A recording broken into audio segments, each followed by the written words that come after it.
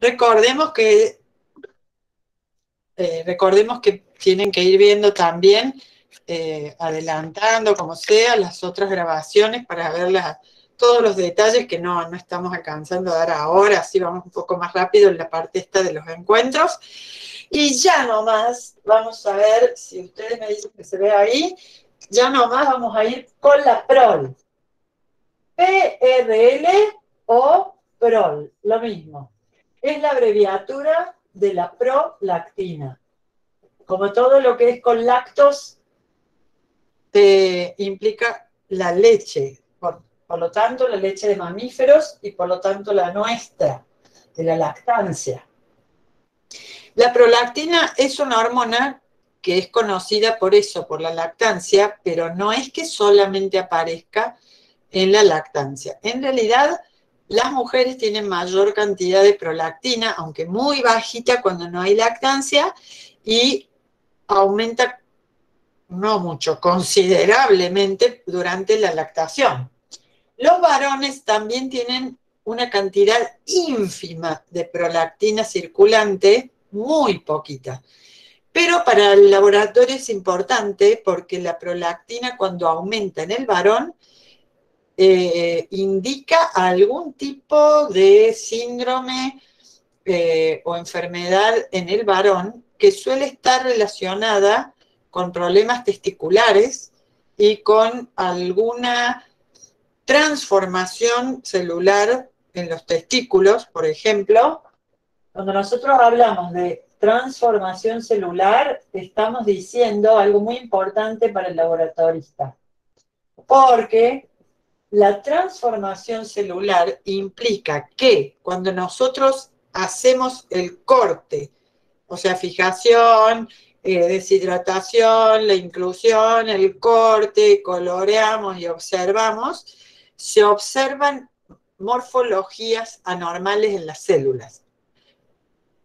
Entonces, transformación celular, voy a dar ejemplos, pero hay infinitas formas de ver transformación celular, pero por ejemplo podemos ver que empiezan a aparecer núcleos más grandes, o que aparecen más nucleolos, o que la tinción muestra patrones extraños en el citoplasma, en algunos orgánulos, núcleos pignóticos, o sea, núcleos que se ven agrandados, o las células hinchadas que han tomado agua, etcétera. Todo eso signos, una vez que uno hace el ojo de cómo es el tejido, las células normales, que eso es ojo, estar horas mirándolos a distintos preparados, coloraciones que salieron mejor, peor, artefactos en la técnica, bla, bla, bla. Ya ponemos, o pone el patólogo, el histopatólogo pone el corte en el microscopio, comienza a observar y dice, acá hay algunas células transformadas, o todo este grupo está transformado, etc. También puede ser que se fibrosen alrededor, que empiecen a hacer como niditos con fibras alrededor, se fibrosan, hacen quistas, etc. La transformación celular tiene como varios estadios, puede ser muy leve, o puede ser mediana, regular o muy grave, digamos. Hay como escalas para esas cosas que nosotros no vemos aquí, pero sí decimos que cuando hay transformación celular, que ella empieza a tener, digamos, como varios más, o sea, empieza a ser mayor el grado de la transformación, nos empezamos a acercar al cáncer. O sea, porque el cáncer es un grado de transformación celular, donde las señales, a ciertas señales ya la célula no responde, bueno, entre otras cosas, se hace refractaria, digamos, a las señales que detienen la mitosis, por ejemplo, y otra cosa. Bueno, entonces, la prolactina, insisto, de acá venía todo esto, en los varones es una cantidad muy pequeñita que se debe encontrar en plasma, y cuando aumenta puede que lo deriven a endocrinología, o si viene de ahí, puede que también lo envíen a urología, etcétera, para chequear, por ejemplo, funcionamiento testicular y, aunque, ¿por qué no?, también tumor de mamas. Porque los tumores de mama no son exclusivos de las mujeres. Los varones tienen mamas. Lo que pasa es que no las tienen funcionales para la lactación. Las tienen hipotróficas, digamos. Pero hay varones en donde desregulaciones hormonales hacen que se desarrollen las mamas y ha habido incluso casos que por la vía neuroendocrina, ante la necesidad, la imperiosidad de sostener un bebé y quererlo nutrir, han empezado a secretar leche incluso. Lo cual nos suena raro, pero no debería ser tanto. Bueno, entonces, en la mama, voy a hacer un esquema algo extraño, porque no va a ser muy bueno. Por debajo de la piel vamos a tener un subcutáneo, ¿sí? O sea, un conectivo subcutáneo, la epidermis, etcétera, etcétera. Y vamos a tener grupos, esto haciéndolo muy enorme comparativamente, grupos de células lactógenas, o sea, células que sintetizan, acumulan, porque todo esto es diferente, sintetizan, acumulan y luego ante determinada señal secretan que la leche materna o paterna, que hemos dicho. Bueno, estos grupos, como tienden a ser racimos, digamos, de tipo esféricos, también se lo conoce como acinos o en algunos textos con acento ácinos secretores. Los acinos o ácinos secretores son entonces grupos de células que todas acumulan secreción y ante determinada señal de exocitosis, justamente hacen la exocitosis del producto. Los acinos secretorios de las mamas, ¿cómo sabemos dónde empieza y termina un acino? Porque sabemos que todas van a secretar a su intersticio, ¿sí? Y todo ese intersticio la va a reunir a la secreción en lo que se llama un conductillo, que es microscópico, de leche lactógeno, y esos conductillos van a formar conductillos más grandes y luego conductos lactóforos, ¿sí? Hasta que lleguen a uno más grande, que es el conducto galactóforo, conducto galacto, también leche, galactóforo, que es muy ínfimo, de 2 milímetros, debe tener de diámetro. Y entonces, desde cada acino secretorio, la leche va por pequeños conductos hasta que se reúna, cuando salga, por el conducto galactóforo. Y el conducto galactóforo está justamente en el pezón, que es una saliencia, digamos, de la piel, del extremo de la mama, y no hay que confundir porque el pezón es la saliencia, que depende de las variaciones genéticas y demás de la mujer, son más salidos, más largos, menos largos, más hundidos, etc. Y todo el pezón y un área de la piel alrededor de él, que tiene forma circular, es la areola, que quiere decir pequeña área. Y esa areola y el pezón están muy pigmentados. Son marrones, marrones oscuros, marrones muy oscuros, renegridos, etcétera, etcétera, etcétera.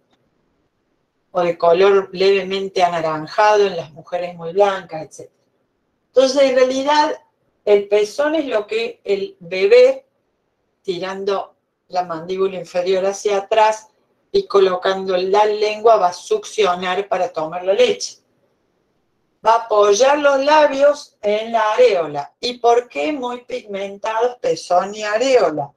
Porque el pigmento, melanina, le da resistencia a la fricción a la piel. Entonces se dice melánicos o pigmentados. ¿Por qué son melánicos o pigmentados? Porque toda piel sujeta a fricción, abrasión, se fortalece, digamos, con mayor pigmento. Por eso también el escroto es un poco más pigmentado, la saliencia de la panza del embarazo, justo donde la panza se puede rozar, rascar contra las cosas, también tiene una línea pigmentaria, etcétera, etcétera. Bueno, los pigmentos, si no son para dar resistencia, son para dar de alguna forma sombra, digamos, ¿no? O sea, proteger de la luz. Bien, la prolactina, entonces, es la hormona, atención con lo que voy a decir, porque acá hay 3 pasos por lo menos. La prolactina es la hormona que encuentra receptores en estas células secretorias de la leche y estimula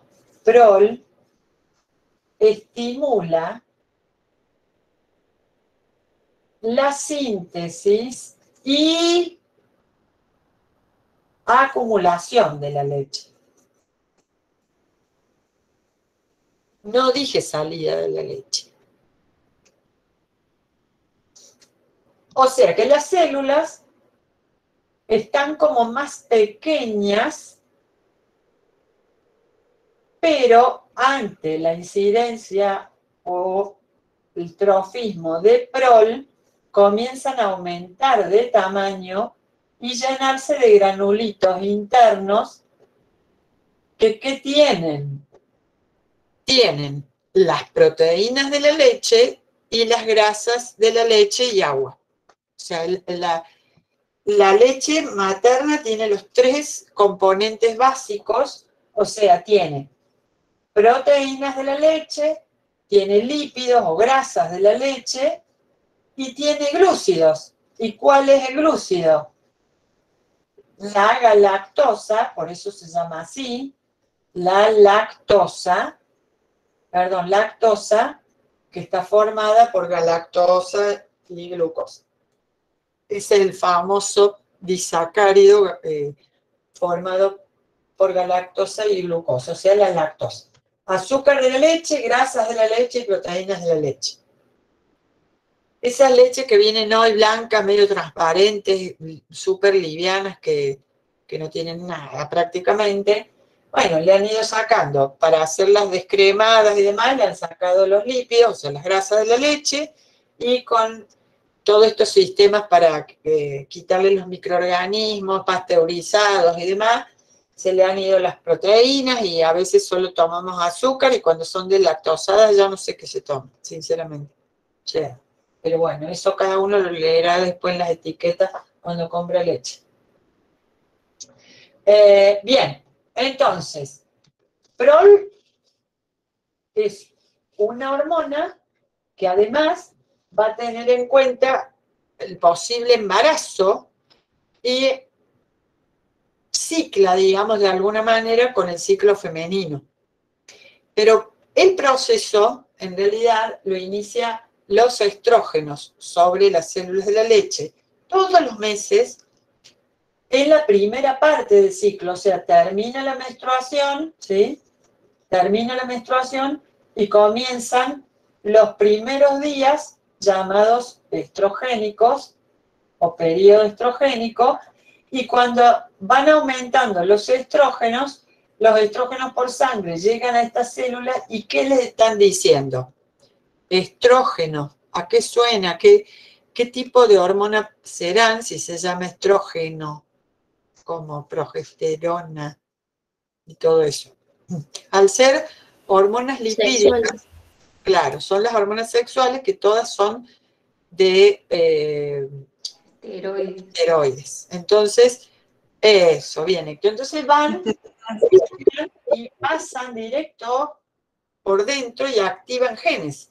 Entonces empiezan a aparecer en estas células, empiezan a aparecer los ARN mensajeros, todo lo necesario, los REL, todo lo necesario para sintetizar proteínas, para sintetizar grasas o lípidos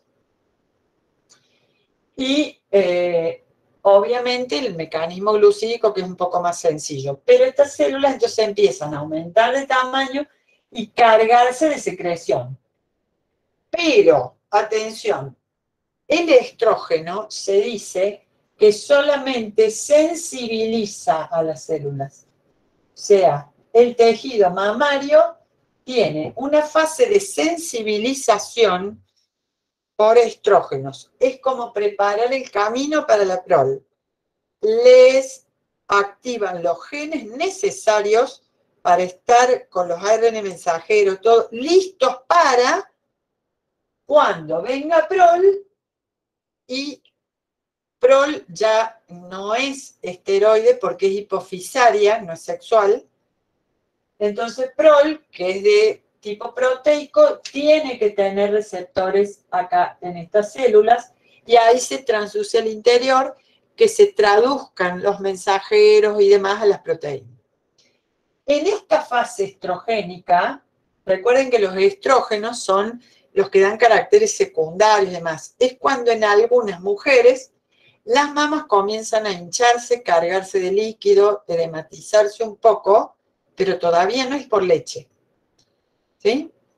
Cuando haya un embarazo real en útero y el embrión libere sus señales para que el resto de las células target se enteren que él está ahí, que es un embrión, va a comenzar este fenómeno que es que la prole empiece a aumentar de a poquito y a cargar las células de la mama con leche, pero que todavía está dentro de la célula.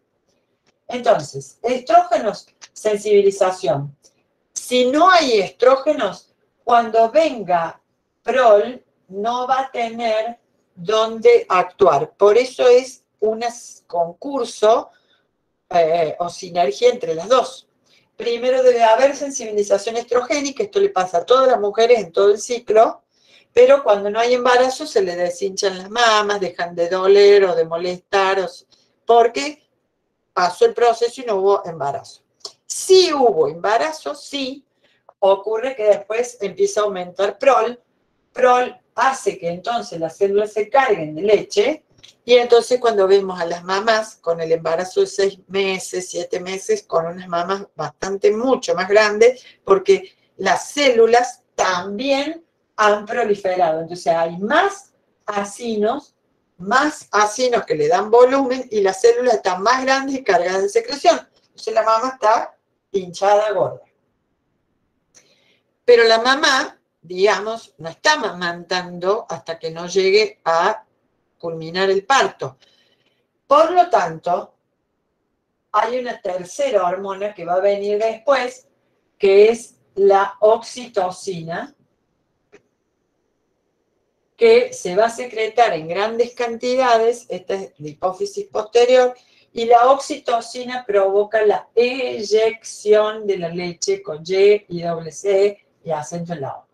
Eyectar es sacar a volar con fuerza. Bueno, entonces, la eyección de la leche es provocar la salida de la leche por los conductos galactóforos hasta el conducto galactóforo principal.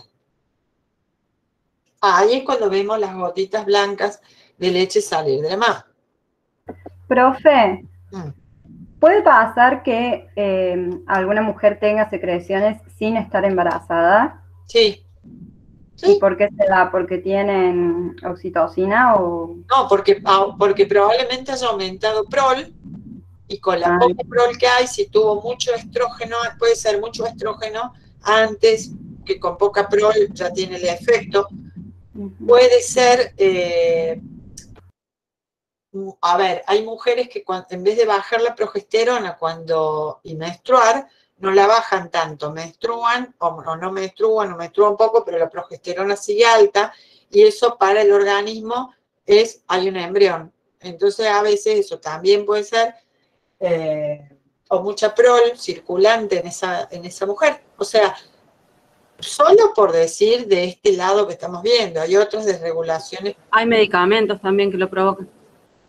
Sí, sí, hiperexcitación sexual a veces existe. Bueno, un montón de cosas que, bueno, ni hablar la alimentación. De nuevo, caemos lo mismo. Nos estamos alimentando con vacas, gallinas o pollos que les ponen hormonas para que ganen peso, las vacas para que den más leche. Eso está guardado en los lípidos de las vacas. Entonces, bueno, todos esos disruptores hormonales hacen que entren a nuestro sistema de control hormonal y lo alteren. Nosotros vimos cómo dar un cortisol exógeno, cómo dar una T4 exógena, altera a nuestro favor, en nuestro caso, que lo vimos así, pero cómo altera todo el sistema de control de una hormona. Imagínense la cantidad de anabólicos, de prolactágenos que están tomando las vacas y demás. Bueno, todo eso viene aquí, ¿no? Más la adrenalina que queda guardada en sus tejidos por el susto, miedo, terror que tienen porque saben que las van a matar, que la están obligando a pasar por el brete y que viene la muerte. Todo eso nos comemos, ¿no?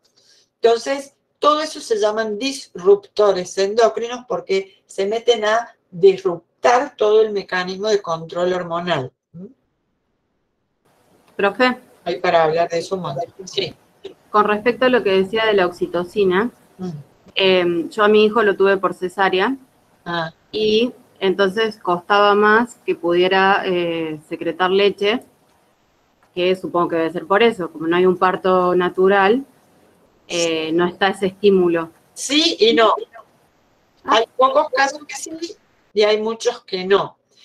Que una mamá pueda o no lactar bien tiene que ver con un montón de factores, no solamente heredados, genéticos, sino bueno, es muy largo, pero una relación con el amamantamiento que viene a ser una relación con el poder sostener a un otro, razones emocionales, cómo mamó esa mujer, si mamó poco, mucho, si la mamá le decía, bueno, dale, toma la teta que me tengo que ir. Entonces el inconsciente de esa niña asocia el amamantamiento con algo molesto, que molesta. Entonces después no hay forma que le salga una gota de leche. Y así hay miles de causas. Más importante que el tipo de parto, hasta donde sabemos, porque yo no me creo nada de lo que sabemos todo, ni ahí, hasta donde sabemos, no sería tan fuerte que el bebé pase por el canal de parto, aunque yo apuesto que sí tiene que ver con que active los circuitos primitivos de entonces ahora hay que lactar, amamantar, sino lo que ocurre después del parto. Porque si vos te llevas al bebé y por ponerlo con cuidados neonatológicos y esto y el otro, y pasan horas, y todavía nunca se lo hemos dado a la mamá, eso ahora está cambiando, no arranca el circuito neuroendocrino de la oxitocina, que lo vamos a ver mejor en neurohipófisis. Pero digo esto, la oxitocina es una hormona que sale del nervioso directo a hipófisis posterior y de ahí a sangre. O sea que es una neurohormona.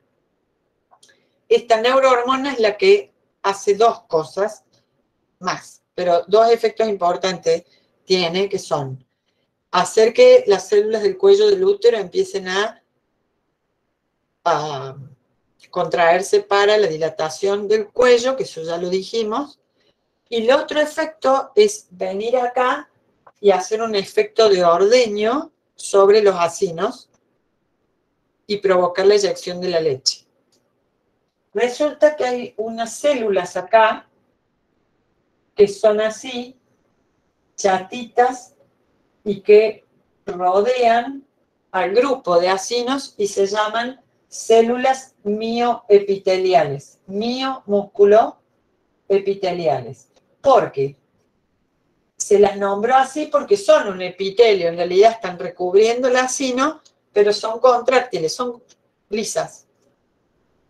La oxitocina viene y hace que estas células se contraigan. Entonces hacen como una especie de ordeño del acino, obligando a que la leche salga por los conductillos y se reúne en el conducto galactóforo y salga.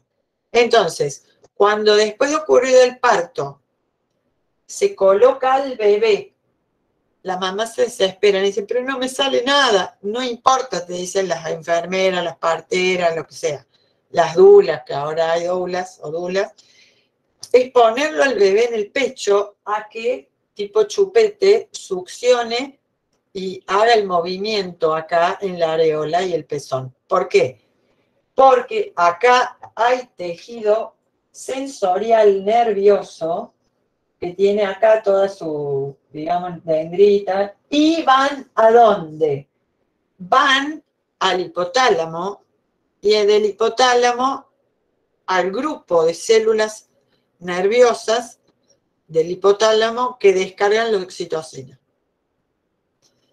Y la oxitocina inyecta la leche. Entonces, hay que ponerlo al bebé cuanto antes en el pecho para que el circuito neuroendocrino, o sea, neurotáctil, sensibilización táctil del pezón y areola de la mamá, para que vaya a la secreción neuroendocrina de la oxitocina. Cuando la oxitocina aparece en sangre, ya no actúa como parto porque ya no hay feto en el útero.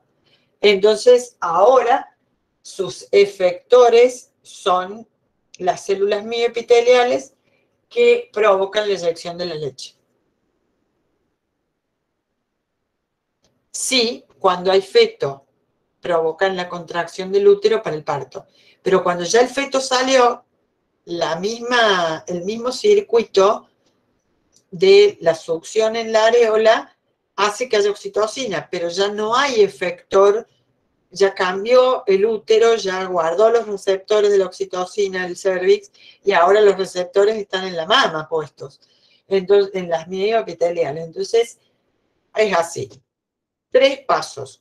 Estrógenos, que están todos los ciclos de la mujer, en el periodo estrogénico, en las primeras partes del ciclo.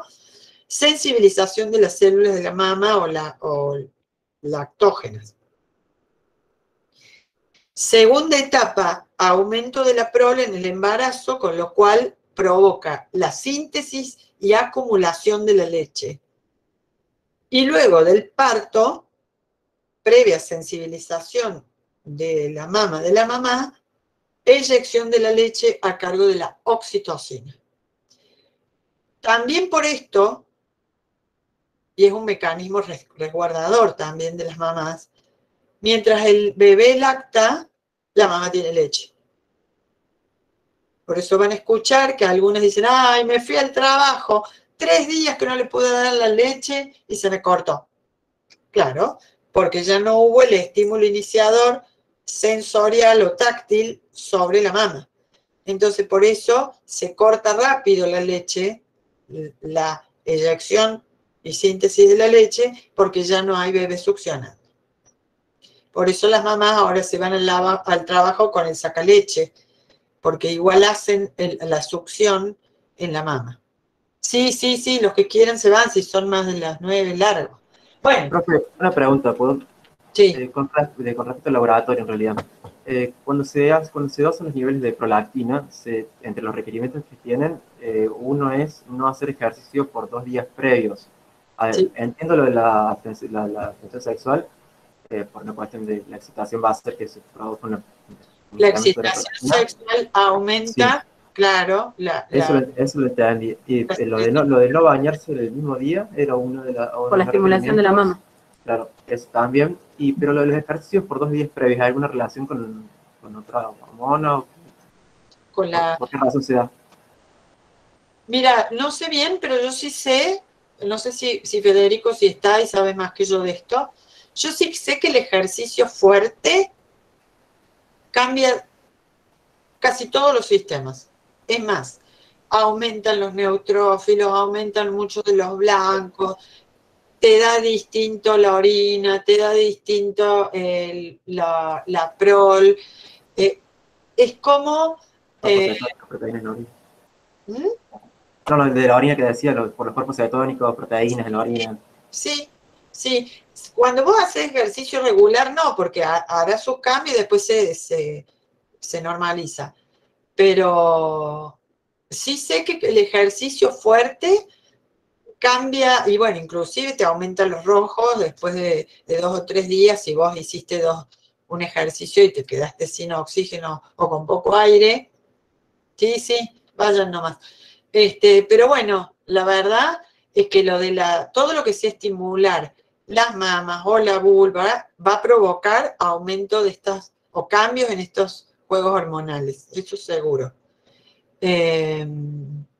Y yo lo buscaría más por ese lado, que la prol, perdón, es otra cosa lo que quiero decir. La leche, uno de los componentes fundamentales que tiene en la maternidad son los anticuerpos. Entonces, me parece que ejercicio violento de golpe para el cuerpo es un estrés. Para el cuerpo fue una exigencia de golpe. Entonces, el cuerpo interpreta, estuvimos en huida, estuvimos en corrida, huyendo de algo, y entonces va a aumentar la cantidad de soldados de la primera línea, y eso me parece que puede hacer que incremente la prol para poder dar más leche al niño, para poderlo proteger. Entonces, el ejercicio violento para mí puede venir por ese lado, de dar más prol para que haya más leche, para nutrir con más defensas y nutrición al feto, al bebé, que depende absolutamente de la leche materna para eso, su nutrición y su inmunología. Bueno, no, de nada, buena la pregunta. Bueno, entonces, no hay mucho más que decir con esto de prol. Sabemos que va a tener, digamos, sus niveles, un ascenso importante acercándonos al embarazo término, que si hay succión del pezón, prol y oxitocina, las dos van a seguir en nivel alto durante toda la lactancia, y que hay mujeres en donde, por ejemplo, van a quedar con las mamas así y que no sale, eso es descenso de la oxitocina. Y otras que se le va la leche, pero gotean. Entonces se tienen que poner los apósitos para no manchar la ropa, los corpiños y demás. O sea, ¿qué significa? Hay oxitocina, pero no hay suficiente prole. E insisto, la cantidad de prole es, por un lado, hereditaria, y por otro lado, cómo está asociado en el lóbulo límbico, en lo emocional de la mujer y lo que ha vivido con la pareja, y lo que ha vivido en los últimos tiempos, y su estrés, no estrés, con la capacidad de lactar. Igualmente también, y eso es algo muy genético, también hay mamas grandes que no surten mucha leche, mamas pequeñas que surten mucha leche. Me salió como la tele. Mucha leche. Y bueno, ya hay mujeres que lactan muy poco tiempo y se les corta, aunque tengan el bebé en el pecho.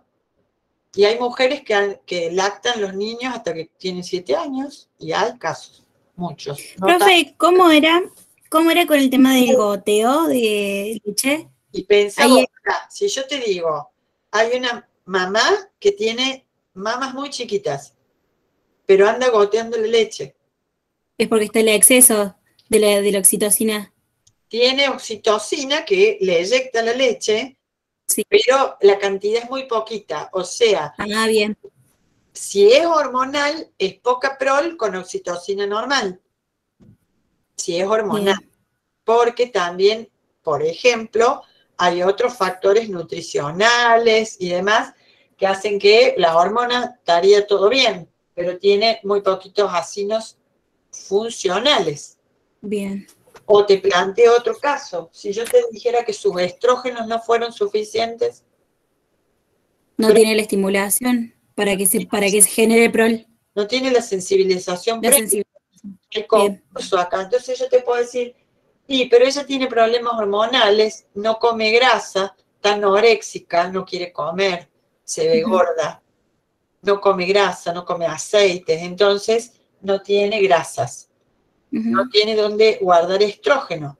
Y acá les comento que entre todos estos ácidos, ¿saben lo que hay? Un montón de grasa. La El mayor tejido adiposo. cantidad del volumen constante mamario, aparte de la piel, es la grasa.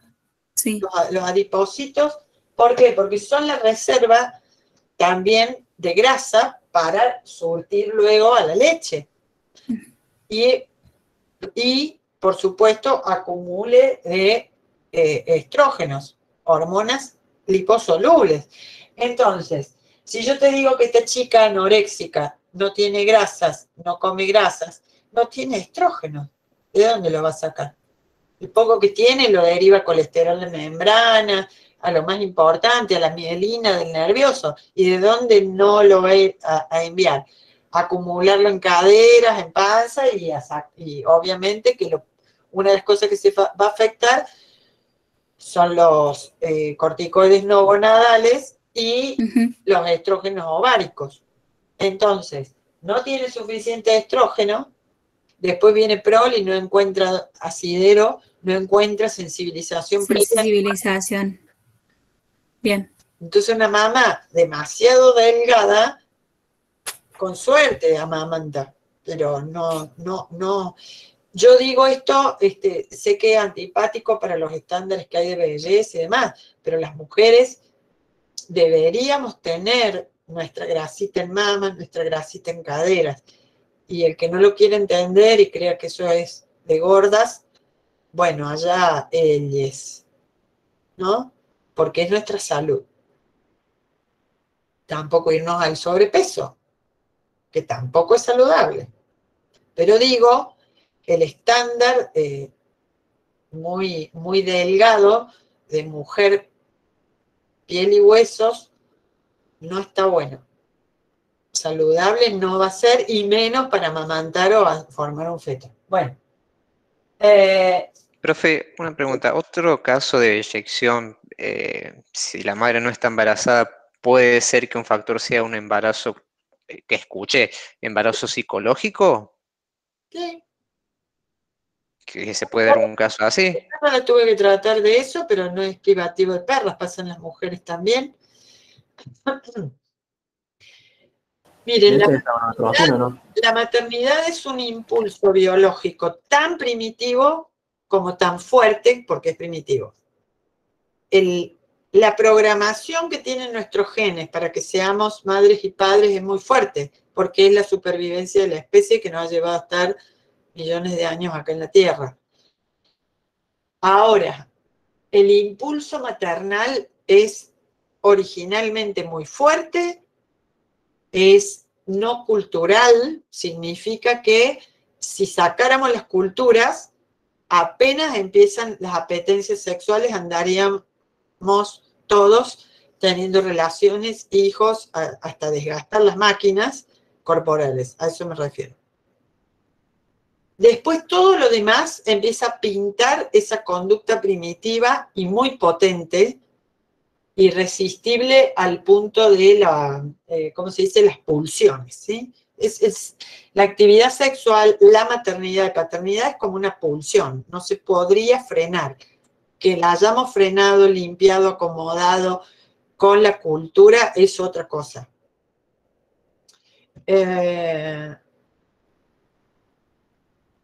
Entonces, para vos preguntaste de madres De embarazo psicológico. Entonces, la maquinaria neuroendocrina nuestra es muy potente, tanto, bueno, pensemos que nosotros podemos con la cabeza crear cosas que no existen. Cuando vos imaginás, estás creando una cosa que no existe a veces. Desde esa perspectiva yo puedo crear distintas formas de la energía de la maternidad, por decirlo así, o de esa pulsión. Tanto que si pulsa tanto la idea de la maternidad, pulsa y el sistema nervioso genera el mecanismo emocional y luego conductual y lo apoya en lo neuroendocrino para que sea. Entonces el cuerpo reacciona como si la mamá estuviera embarazada o en las hembras animales preñadas, ¿no? Aunque algunos De hecho, y funciona, el mecanismo funciona, busca refugio, busca la cueva, hace todo el nido, la cueva, sale leche por las 8 manos de la perra, se hincha así, y vos decís, ¿cómo se hinchó? ¿De qué? No hay perritos, no. Es que hizo todo un mecanismo para que el cuerpo exprese como si hubiera una panza hinchada, como si fuera un edema de la panza. Sí. Y eso también es un efecto estrogénico fuerte, acumular líquido. Pregúntenle a las chicas que están acá si no hay algunas de ellas que durante el ciclo, cuando empiezan a pasar, después de la menstruación, los primeros días, se empiezan a poner hinchadas las mamas, los pies, los tobillos, la panza o lo que sea, porque un efecto estrogénico es el de hinchar, el de acumular líquido, el de hacer osmosis adentro, el de hacer osmosis vascular a los tejidos, ¿no? Como si fuera parecido a los corticoides, porque son de la misma familia lejana. Ha habido casos donde, por ejemplo, perras que agarran juguetitos, chifles, muñequitos y los cuidan, los llevan, los traen, se los ponen como si los estuvieran amamantando. O sea, en el humano, creo que por solo un grado de intelecto no lo hacen. Y no sé si no se hace. Profe, incluso en esos casos se encuentra gonadotrofina coriónica también. O sea que también debe haber células placentarias. ¿No? Claro, porque el cuerpo generó mímicamente todo el mecanismo de hay un embrión en mi útero y por lo tanto lo extraño es que la gonadotrofina coriónica es primero secretada por el embrión para decirle al sistema neuroendocrino de la madre que lo sostenga porque él está ahí. Pero luego lo asume la placenta. Entonces se salta 3 meses la mamá, esta mamá que no lo es en realidad, y hace que, como si hubiera placenta, se secrete su hormona placentaria, que es la gonadotrofina coriónica. Muy locos. Lo cual demuestra el poder de nuestras creaciones mentales. No tengo otra forma de resumirlo. Con la diferencia... Re interesante, pensé que era al revés. Sí, ¿qué me decías, Luciano?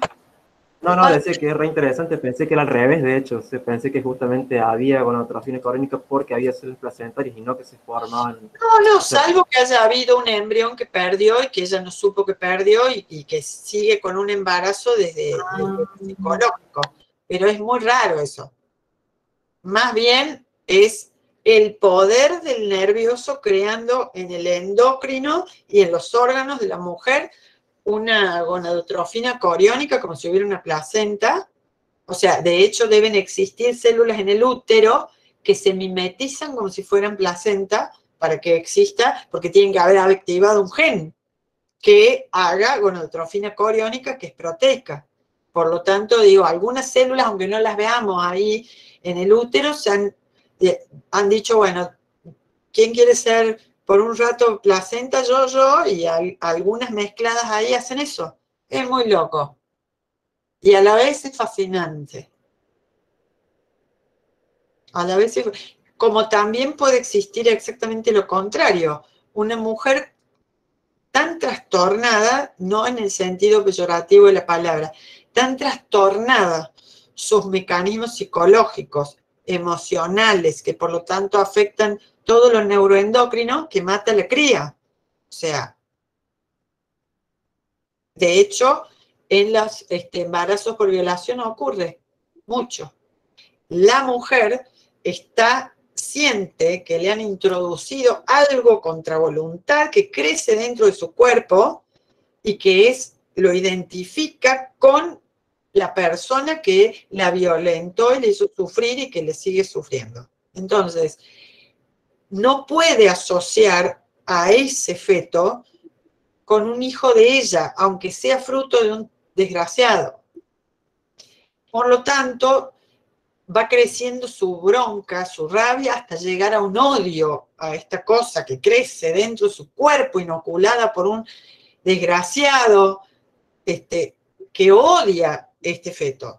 Y desde el momento en que encima la hace sufrir para parirlo, en cuanto lo ve, le agarra una especie de desquicio, detona una especie de desquicio, de locura, con lo cual lo ahogan, lo tiran al inodoro, lo revientan, y ha habido casos. Y es muy difícil entender estas cosas si no se entiende cómo funciona el mecanismo neuroconductual. De hecho, en Salto hubo una pobre chica que por matar la cría, porque no le permitieron abortar, estuvo presa mucho tiempo por haber asesinado a su feto. Cada uno acá va a tener su librito interno para poder entender estas cosas. Porque desde lo racional no lo podemos entender, o sea, podemos entender cómo funciona, igual desde lo emocional decimos yo la mato, o pobre chica, o por qué no las dejaron abortar, cada uno va a tener ahí un abanico de sensaciones y de conductas respecto a esto. Pero ese es el poder de nuestra mente. Nosotros podemos con el odio asesinar aunque creíamos que nunca íbamos a asesinar. Y esto es un caso. Y no debe tener más de 7 años ese caso, si no me equivoco. Bueno, está el profe Fede mirando como diciendo, loca de miércoles corta. Así que vamos a cortar acá. No, pero cosa que estaba escuchando atentamente, vos no vas a poder decir bien, pero también hay casos de mujeres que no saben que están embarazadas, con Sí. otros también. Yo tengo el caso, por ejemplo, de mi prima, que se enteró que fue madre porque fue por un dolor renal, supuestamente al hospital, y en el pasillo del hospital le dijeron, mira, Nair, sos madre. ¿Qué? Dice, cuando sacaron a hablar a mi sobrino, y ella nunca tuvo un síntoma de embarazo. Primero, que no menstruaba porque estaba con un tratamiento hormonal, y segundo, que ella es gordita, por lo cual nunca percibió un aumento de ni su panza, ni cambios, ni de nada, simplemente no en los riñones y aquí estamos con contracciones del niño chico. En su mente nunca estuvo embarazada, ¿no? Claro. Sí, sí. Muy raro. Sí. Y también, profe, he leído, ya la dejo ir, perdón, es re interesante el tema. Había leído de mujeres que adoptan niñas y desean dar de mamar, que además que obviamente con una carga hormonal, también todo el tiempo hacen el estímulo y han logrado dar de mamar. Sí. Cuando no ha habido un embarazo previo, o sea que también ahí me cierra un toque lo que usted habla de esa necesidad, esas ganas de maternar, ¿no? Sí, no, pero aparte el proceso es maravilloso. O sea, ha habido, bueno, antes se usaba mucho más. Creo que ahora ha vuelto con otra forma, pero las famosas chicas o mujeres que no podían lactar, dar de mamar, y resulta que había la famosa vecina que siempre tenía leche para todo el mundo, y que sin estar embarazada le llevaban el niño, déjamelo a mí, ¡oh! Y al otro día le empezaba a dar leche. Increíble. Pero es así, el cuerpo humano es una maravilla, solo que estamos muy enfermos de distintas cosas, pero cuando vamos sanando esas cosas, aparece la maravilla que es el humano y le humane. Así que bueno, a tener niños, este fin de al lactar. La cabeza. Bueno, cierto, sí. Sí, están se llaman madrinas de leche, o por lo menos le decían así cuando yo era más joven, porque ahora soy joven, pero era más joven. Las madrinas de leche quedan unidas de por vida en una relación muy hermosa con el niño, y el niño con esa madrina que tuvo, de que la mamá no le podía dar leche, pero se la dio otra. Y eso funciona muy bien psicológicamente para el niño. Cuando una mamá de leche, una madrina de leche, les dio la leche con gusto y los mira, porque la conexión visual es muy importante, el que se sientan queridos, funciona igual que si hubiera sido su mamá casi, ¿eh? O sea, son niños que después no tienen que arreglar ningún problema psicológico, emocional, proveniente de la falta de sentirse acogido y alimentado durante la primera etapa primal, que así se llama, ahí en la neonatal. Sí, sí, chao, nos vemos, mucha suerte y ya nos vemos. Gracias, Chao, profe. profe. Muchas gracias. Gracias, profe. Nos vemos. Adiós, profe. Adiós.